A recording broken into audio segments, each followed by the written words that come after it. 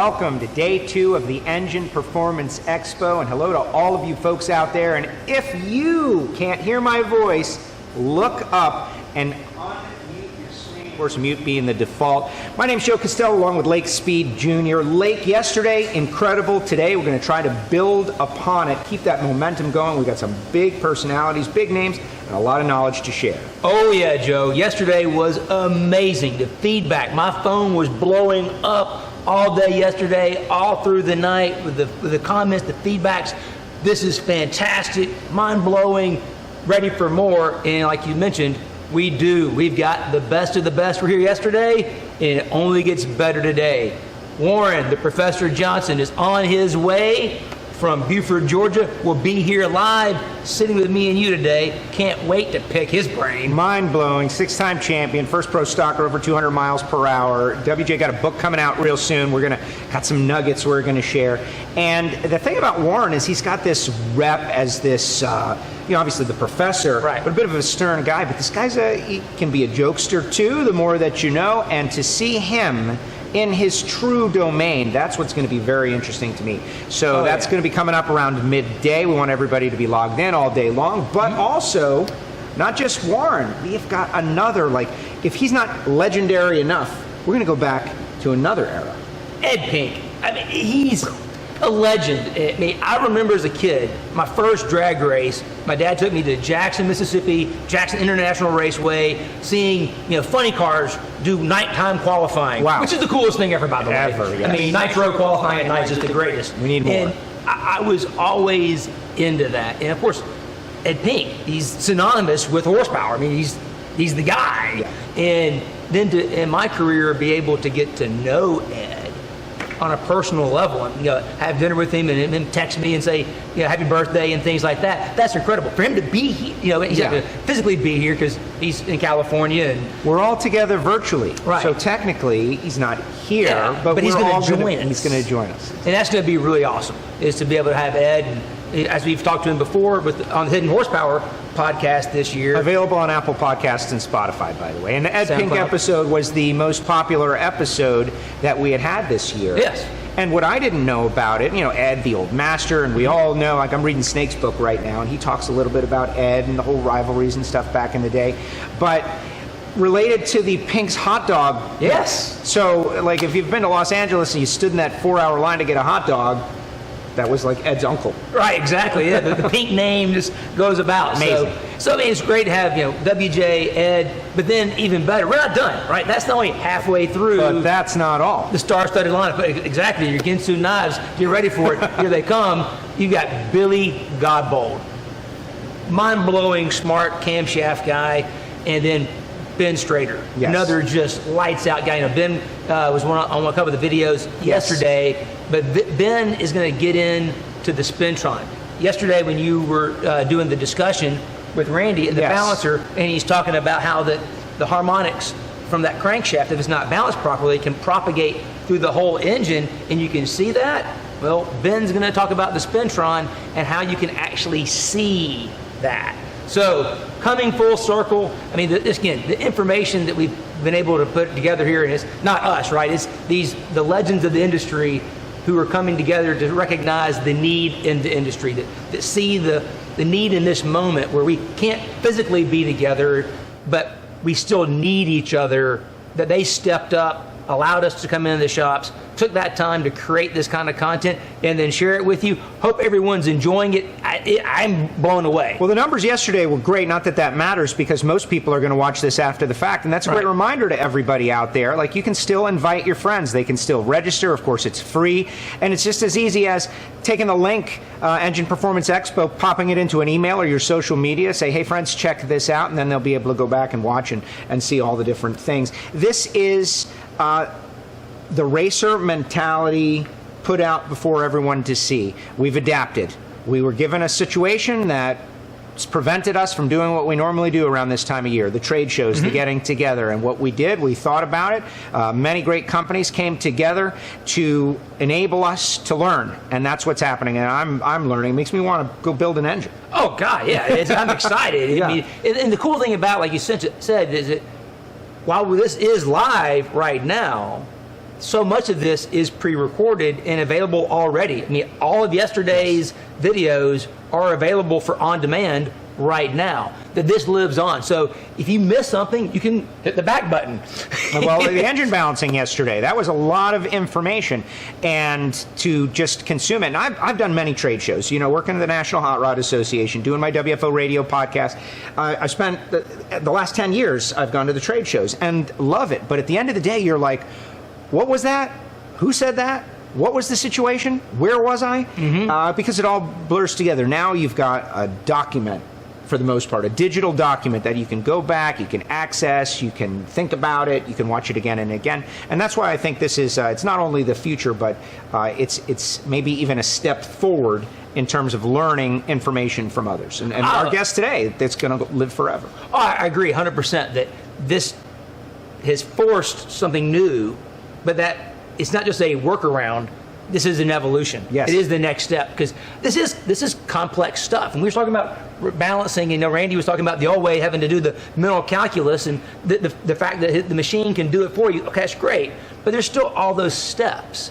Just like, what's his name from yesterday that was doing the blocks? Yes. Embry. Embry, yes, thank you. See, we're not perfect. A miracle just happened. I just remembered a name from yesterday. So, wow. So, Embry was back there going through the steps. There's all these little details, and you can't just take them in one shot. It's good to know them conceptually, and that's kind of the neat things, that we're going to cover a lot of concepts. We already have covered a lot of concepts, more to come, but then this gives you that ability to go back and watch that detail so that you can fully execute it. Because in the day, that's what we always want to do. We all want to make more horsepower, durable horsepower. Durable horsepower. That's the key. Yeah. We had that from the Hidden Horsepower podcast. Yeah. That's the thing we hear over and over again from these greats, is that anyone can make big power once. Right. You can't win a championship from the side of the road. No, Mark Conquest, yep, right? He hammered on that one over and over again. That's it. You can't win a championship. It's got to make power, but it's got to be reliable. And if you have to choose one or the other, well, you got to make it to the finish line, and that is the whole point. Hey, before we go any further, yes, sir. There's all these great sponsors and everything, but you're wearing a logo on your shirt right now. I am. The man is out there. It's his birthday, Mr. Matt Hartford. We might as well say happy birthday, Hartford, right here at the start. We should. Matt, if you're watching, happy birthday, buddy. Thanks to everybody at Total Seal for making it possible. I mean, there's 48 people back in Arizona busting their butt today. Yeah, so that I can come sit up here and we can just jaw our mouths and do nothing. So Lake would definitely rather be here right now. Yes. Let's just put it that way. So anyway, happy birthday, Matt. Thanks to everybody at Total Seal for making this possible. We appreciate the heck out of everybody out there. And we won't give away Matt's age. All I can say is me and Matt are the same age. Well, not right now. 10. Oh, we're talking mentally. Oh, physical age. Oh, that's a different deal. Well, okay, Amber's hating us now, by the way. Nah, I think she likes it actually. But no, it's been great, and it's been so much fun, and I'm just excited to get going and to see and to learn. And the feedback we've gotten from the audience, I think, is the best. It's reaffirmed what everyone's doing, because people took a risk here and maybe didn't know or understand what it was going to be. But seeing you folks out there make the comments, and if one thing, like, not to be critical, but we always look to improve, right? All you folks out there, if you do have a question, dive in. Put the question in the chat section. The chat section is there. Yesterday, people making friends, like, hey, where are you guys watching from? That kind of stuff. That's what we want. The only downside, I think, is the lack of the social involvement that you get at the trade show, and that can happen in the chat section. So do it. Make friends, exchange contacts if you're in the same region, and if you've got a question, ask a question. There's no such thing as a bad question, and if we ask the same question twice, well, we'll answer it twice. Somebody wanted to know, and that's like my homework for you today. More questions, more interaction, and things will be even better. Oh, that was one of the unexpected benefits of yesterday was the chat section and that interaction amongst the viewers. You got celebrity questions. I mean, it was great. Man, we got John Kazi's asking questions, Dee Elgin's asking questions. I'm like, why are you asking me that question? You're the smart guy. Just wait till tomorrow, Kazi. Exactly. So I think that was the neat thing. So yes, please take advantage of the ability, like Joe said, to interact amongst each other in the comment section to make this even bigger than we even thought it was going to be to begin with. That's it. And the expectations were, we're going to do our best to get information out, and now the expectations are, wow, we've got something really good going. And starting off here today, day 2, we're going to learn a little bit about something that you know about, how to move a certain substance throughout an engine and protect that engine. The guys from Melling, who are on the side of 4-time Pro Stock World Champion Erica Ender's car each year, has been very and former NASCAR champion Bill Elliott. Absolutely. Well, NASCAR love over here, not just all NHRA. We're crossing the generations, all of these things. And then Elliott is champion again. How cool does that tie it all together? We're going to check out this video. We're going to learn a lot about oil pumps. Welcome to Melling, a worldwide manufacturer of fluid pumps for the transportation industry. At Melling, we have a long and deep-rooted history of providing best-in-class original equipment and replacement oil pumps. For our aftermarket customers, our goal is to provide a high-quality replacement part that provides better value than the original service part available at the dealership. In this video, we will review the primary function of an oil pump. An oil pump's primary function is to lubricate and cool main engine components: crankshaft, pistons, bearings, camshaft, and valve train. Secondary functions assist the other engine components: displacement on demand, variable valve timing, timing tensioners, and piston cooling. To access the oil in the sump, most oil pumps utilize a pickup tube assembly. You can see how the wire mesh screens out large contaminants which could lock up the oil pump. When an oil pump works correctly, it creates a partial vacuum on the inlet side of the pump. Atmospheric pressure pushes the oil through the pickup tube assembly and into the pump. A set of gears or rotors uses rotational energy and moves the oil from the inlet side to the outlet side of the pump. The flow of the oil is then discharged out of the pump, where it meets the resistance created by the bearings in the engine, and the system becomes pressurized. This is what creates the oil pressure found on the gauge on your dashboard. Oil pumps operate with unfiltered oil, because the oil filter is always located after the pump. In some designs, the oil filter adapter is integral to the oil pump. In many engines, the oil filter attaches directly to the engine block, or a filter adapter which is mounted to the engine block. Ports are the passages in the pump which deliver oil to or expel oil from the rotor or gear set. The pump is designed this way for minimum resistance to flow. Pumps can have either single or double-filled ports. Single-filled porting is when the oil fills the gears or rotors from one side. Double-filled porting uses oil from both sides, and the ports in both the body and cover are active. Most oil pumps have a built-in pressure relief valve. At low speeds, the entire flow of oil created by the pump is delivered to the engine. At higher engine speeds, the pressure relief valve activates to regulate the amount of oil delivered to the engine.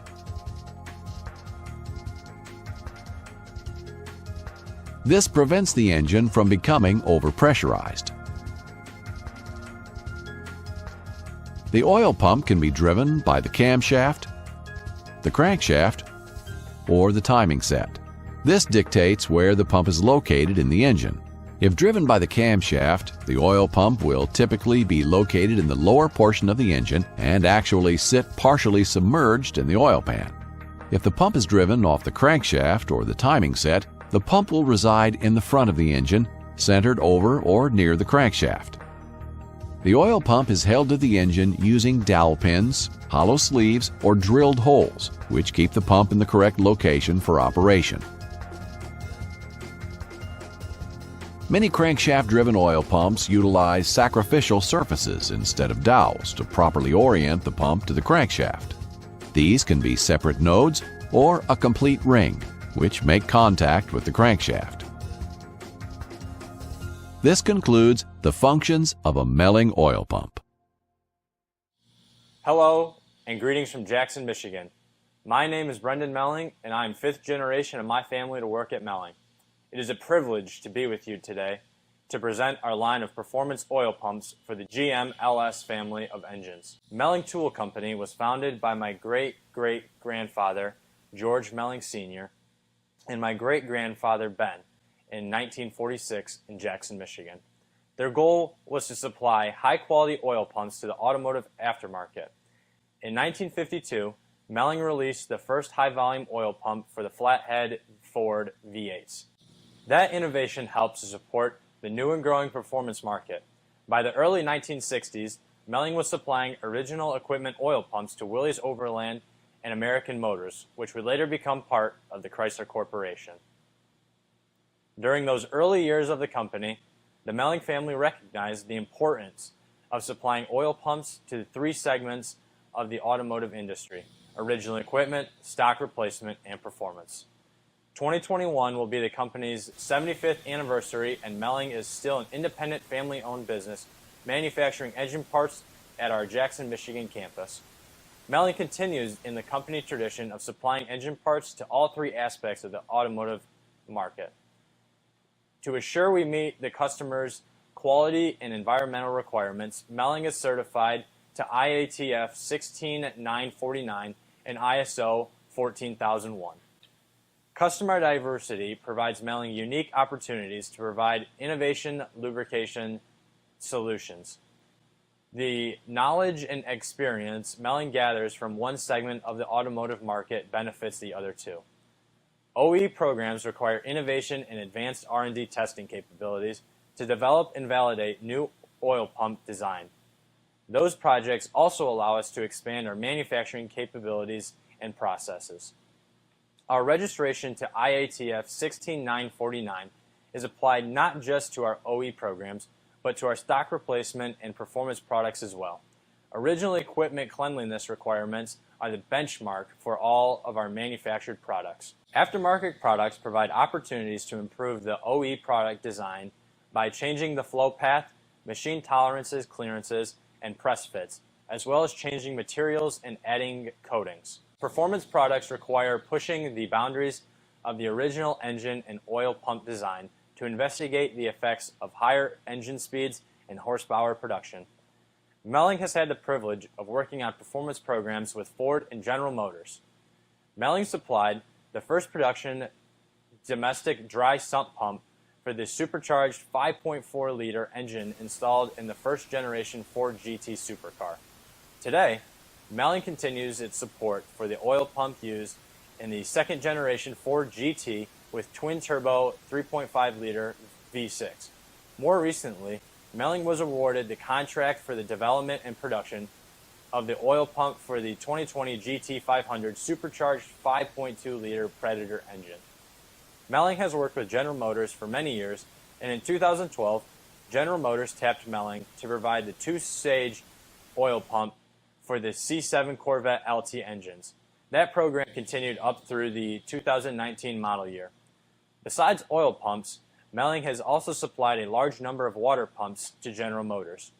Included in those programs is the water pump for the new C8 Corvette's 6.2-liter LT2, which is manufactured by Melling here in Jackson, Michigan. The aftermarket is where the company got its start, and today Melling supplies thousands of engine parts across 25 different product lines. Our aftermarket product line offerings recently increased with the addition of water pumps. At this time, 25 part numbers are available. Each water pump is assembled in Jackson using OE quality components and is 100% factory leak tested. Now we will focus on oil pumps, more specifically those for GM LS engines. To present that information will be Mike Oosterhuis, our VP of Aftermarket Products. Hi, I'm Mike Oosterhuis. The M295 was Melling's first LS oil pump. It was released in 2003 with improvements to yield better performance and durability relative to the original equipment oil pump. Today, Melling has 10 oil pumps available for GM LS Gen 3 and Gen 4 engines, 5 for stock replacement applications, and 5 for performance. But before we get into each one of those pumps, I need to explain just how the oil pumps operate. Original equipment oil pumps are sized to supply adequate flow at hot idle. The oil pump provides a flow of oil, and the engine provides resistance to that flow, which results in oil pressure. The engine's resistance is affected by temperature. As the temperature increases, the internal clearances grow and the viscosity of the oil is reduced. Both of these effects reduce the engine's resistance thereby increasing the engine's demand for oil. This can be seen in the reduction in oil pressure at idle speed as the engine warms up. Like most automotive oil pumps, the GM LS pumps have an internal bypass to regulate the excess oil flow back into the inlet port. This is to avoid overpressurizing the engine. But doing this also has the advantage of increasing the absolute pressure in the inlet port. The result is that the redirected oil aids in filling the rotor set and postpones the onset of cavitation. This increases the operating range of the oil pump, and we refer to this as supercharging the inlet. But I need to throw up a caution flag here to let you know that modifications to change a pump from internal bypass to dump to sump or dump to pan can cause severe problems. Pump performance will be affected and engine damage can occur. When I state that pump is stock or standard volume, this relates to the volumetric flow rate matching the original oil pump for the engine. A high volume oil pump produces more flow rate than a standard pump. This is accomplished by changing the rotor or the gear set, typically by increasing the thickness of the set. A high pressure oil pump indicates that the oil pressure required to open the pressure relief valve has increased relative to the original design. To do this, the design of the pressure relief spring has changed to apply more force to the pressure relief valve. So an oil pump can be both high volume and high pressure as it relates to the original oil pump. A high volume oil pump will provide more oil flow to the engine across the engine's operating range, idle to redline. So if an engine has larger bearing clearances, higher flow rate lifters, adding piston and or spring oilers, any modifications that will increase the engine's demand for oil will require a high volume oil pump, whereas a high pressure oil pump will supply additional oil flow at higher engine speeds. This is due to less oil passing through the oil pump's internal pressure relief circuit. Many factory stock performance engines came with standard volume high pressure oil pumps. It's important to know that Melling has improved the LS oil pump in a number of ways. The housing, rotor set, cover, and component designs are all exclusive to Melling. All of those design changes collectively provide a significant improvement in performance and durability of the pump.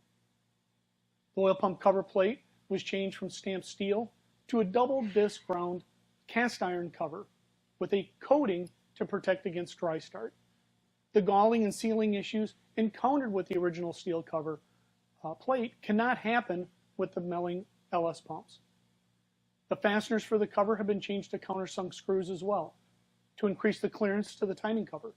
This will allow for the use of a double row timing chain, if so desired. The pressure relief components have been improved to greatly reduce the potential for the pressure relief valve to lock in position. The PRV in the original pump has been known to lock up in both the open and closed positions. The first will cause low oil pressure at low engine speeds, and the latter to blow off oil filters. The combinations of lessons learned, in-house testing, continuous improvement, and 17 years of customer feedback have resulted in a best-in-class family of stock replacement pumps. So, how did we improve on a design that was already better than the original? For performance applications, we knew that we had to hard coat the housings. Hard coating significantly improves the durability of the machined aluminum housing. The steel rotor set, and especially the hardened relief valve, reduce the pump's performance over time. The drawback to hard coating is that it interrupts the manufacturing process and adds cost. But the increase in durability impressed General Motors enough to approve its use in the C7 Corvette 6.2-liter two-stage oil pump. So now we've discussed the features and benefits. How do you select which oil pump is the right one for your engine build? To assist us with this will be our technical director, Cale Risinger. Hi, I'm Cale Reiser. Eliminating most oiling related issues comes down to selecting the proper oil pump, pickup tube, oil pan, and windage tray. If you plan to build an engine using the same bearing clearances as the factory engine, then a stock volume oil pump should be selected. You will need to look at increasing oil flow from the pump if the engine will have larger bearing clearances, higher flow rate lifters, adding piston and or valve spring oilers. Any modification that will increase the engine's demand for oil will require a higher volume pump. First step is that you need to determine which factory oil pump was installed on the engine. Basically, GM produced two oil pumps, the standard volume and pressure M295 and the high volume and high pressure M365. For a couple of model years, GM made a 10 psi higher pressure version of the M365, which is the M355 oil pump for the 5.3 liter LS4 and LH6 engines. Both the M355 and M365 pumps provide 33% more oil flow than the M295. You can determine which pump fits your engine using our online parts lookup or our printed catalog. Another way to determine which pump you need is to look at the original pump that was removed from the engine. If it has a cast hole on the opposite side from the pump's outlet hole, then it is either an M355 or M365. If there is no hole, then it is an M295. We can now review what performance oil pump we have available for GM factory engines. 10295 is a standard volume, high pressure oil pump. This pump can be used in all M295 applications. 10296 is a high volume, high pressure oil pump. This pump provides 18% more oil flow than the 10295 and can be used in all M295 applications that require more oil flow. 10355 is a standard volume, high pressure oil pump. This pump can be used in all M355 and M365 applications. The 10355 pump produces 33% more flow than the 10295. 10355 HV is a high volume, high pressure oil pump. This pump provides 20% more oil flow than the 10355 and can be used in all M355 and M365 applications that require more oil flow. All of these performance pumps come with a 10 psi higher pressure spring installed. The 10 psi references the spring to the stock pressure spring installed in the M295 stock replacement pump. Included with each performance pump are optional springs which will reduce or further increase the pressure setting of the pump. Please check out our website and watch our tech video on how to replace the oil pump pressure spring in LS and similar design oil pumps. We now need to review oil pump selection for aftermarket engine blocks. Aftermarket LS engine blocks typically have priority main oiling, which refers to how the pressurized oil is distributed in the engine block. Factory engine blocks distribute oil from the lifter galleys down to the mains. This keeps the valve train quiet, but places a lower priority on lubricating the rod and main bearings. In performance applications, this can result in wear issues with the bearings. Aftermarket LS engine blocks like Dart's LS Next and GM LSX utilize priority main oiling, which improves the oil delivery. Priority main oiling changes the oil path to supply the main and rod bearings first, then supply the valve train. Dart states that the benefit of priority main oiling are less oil demand, aids efficiency, oil control improved, less aeration. As a result, aftermarket engine blocks will not require higher volume oil pumps, but any feature added to the block which increases the engine's demand for oil must be considered. Take, for example, the addition of piston oil or squirters. Oil squirters add 8 leak paths to the lube system, increasing the engine's demand for oil. So the oil pump must provide more oil flow to maintain proper oil pressure. Engine builders using Dart LS Next with standard bearing clearances can see high oil pressures when using the Melling 10295 stock volume oil pump. When the Dart block was released, engine builders modified the oil pumps in a way to reduce the amount of oil flow from the pump. To address this issue, Melling released the 10294 low volume standard pressure oil pump. This pump provides 15% less oil flow than the 10295 and should only be used with aftermarket blocks with priority main oiling. The 10294 comes with an optional 10 and 25 psi higher pressure spring. Pressure springs that are packaged with the pump to increase the pressure setting of the pump. The 25 psi spring was designed to match GM's pressure setting for the Copo Camaro LSX engines. Now Mike will take a look at the test data showing how each of the LS performance pumps literally stack up to each other. Thanks, Cale. This test data was collected on one of our R&D test cells where the oil pump output is plumbed to run against a fixed orifice. Now keep in mind that this type of test cannot fully replicate a live fire dyno test, but it does provide very useful information in comparing the pumps. This first group of tests we're about to go through were run using 5W30 oil at 200 degrees Fahrenheit. Here's the flow data from the stock volume 10295 pump with the factory installed 10 psi higher pressure spring. The low speed portion of the output shows the flow ripple, which smooths out as the pump speed increases. The constant slope line indicates that with each revolution, a fixed amount of oil flows from the pump until the pressure regulation valve opens. At that point, the slope of the line flattens out. Now looking at the pressure chart, we can see the direct relationship between flow and pressure, as the shape of the charts are identical.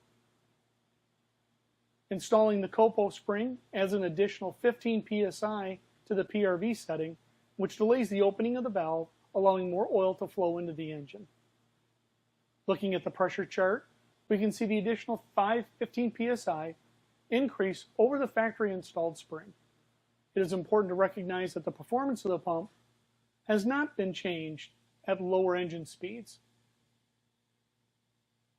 Pulling up the torque data, we can see that the change has affected the torque required to operate the pump at higher engine speeds.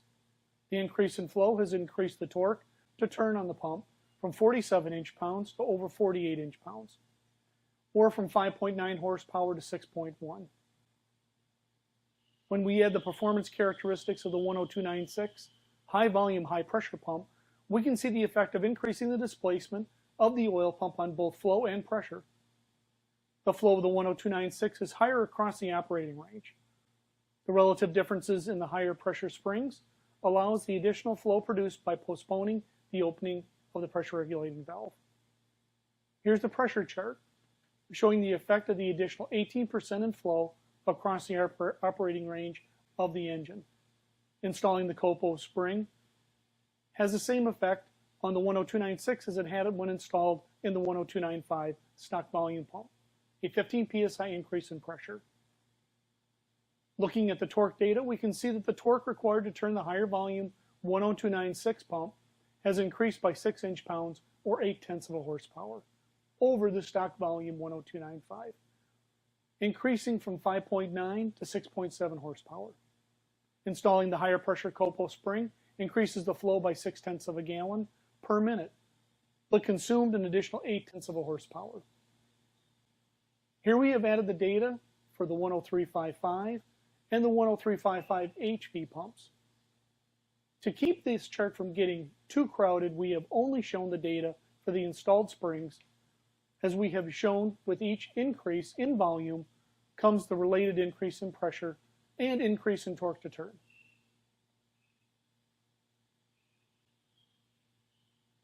Missing from that comparison was the 10294 low volume pump for the engine blocks with priority main oiling. We know that some engine builders use the 10295 in those engines. What we have here is a comparison between the 10294 and the 10295 pumps. The flow chart shows the two pumps with the installed 10 psi higher pressure springs and the 25 psi copo springs. The 10294 has a reduction in flow across the RPM range when using the 10 psi higher pressure spring, which comes installed in the pump. We know that for some engine builders, they like to run their engine temperatures on the cool side with thicker oil. So we ran the same test with these two pumps using 5W50 oil at 100 degrees Fahrenheit. There's a drop in the flow of about 0.3 of a gallon per minute. Looking at the pressure chart, it shows an increase of about 4 psi.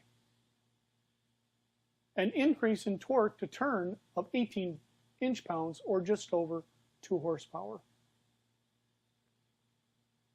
Now I know that this is a lot of information to take in just a short amount of time. The Melling website contains a great amount of information for your research needs.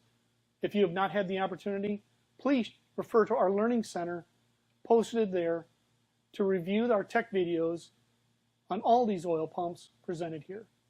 Also available are videos on how to install and properly prime an LS oil pump, which are important to watch as well. Hi, I'm Mark Melling, the CEO of Melling Engine Parts, and I'm here with my son Brendan. And I just want to take the time to say thank you very much for stopping by and watching the presentation of all our parts that are made here in the United States. You know, we're a family business, and the guys that came before us introducing all these parts, We feel like they're part of the family too here in Jackson, Michigan. We're really fortunate to have a great bunch of employees. And, that's all you can say, is we're really blessed. And we say thank you very, very much for stopping by. And thank you for considering Melling as your engine part supplier in the future. What a day, what a day, what a day. Yeah, my brain is swollen. I've learned so much today. They told us, don't start cars. We are not going to listen.